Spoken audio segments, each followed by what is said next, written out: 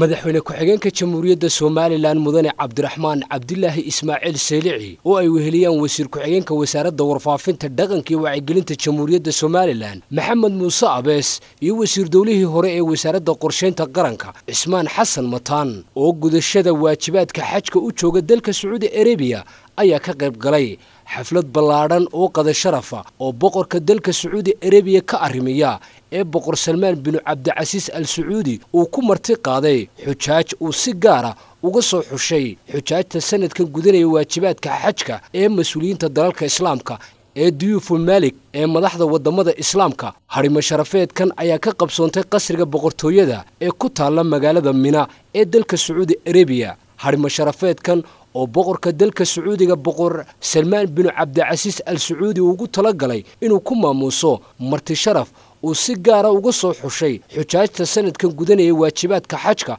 ee ka kala socda dalalka Islaamka mas'uuliyiintoodana u badan boqorka Sacuudi Arabiya waxa madasha ku wehelinayay dhaxal sugaha koowaad ee dalka Sacuudi Arabiya iyo madax sare oo ka tirsan xukuumadda dalka Sacuudiga waxaana xujaajta martiqaadkan loo fidiyay la hadlay boqorka dalka Sacuudiga boqor Salmaan bin Cabdicasiis Al Sacuudi iyo wasiirka arrimaha xajka ee dalka iyo xaaji ka socda dalka Turkiga oo ku hadlay afka xujaajta la casumay waxaana iska daba mareen muhiimadda ay leedahay gudashada waajibaadka xajka madaxweyne ku-xigeenka jamhuuriyadda Soomaaliland mudane Cabdiraxmaan Cabdilaahi Ismaaciil Seelici iyo wafdiga ka socda xukuumadda Soomaaliland ee uu hogaaminayo ayaa ka qaybgalka munaasabadda oo boqorka Sacuudigu ku marti qaaday xujaajta madaxda dalalka Islaamka ka socda waxay u noqonaysaa Soomaaliland mid qiimaamkeeda kor u qaada maadaama ay yihiin wafdigani kuwii koowaad ee ka qayb gala munaasabadan boqorka Sacuudigu ku marti qaaday xujaajtan duyuuful Malik waxaanay door weyn arintani ka qaadanaysaa horumarka qadiyadda jiritaanka Soomaaliland iyo kobcinta cilaaqaadka Soomaaliland iyo dalka Sacuudi Arabiya u dhaxeeya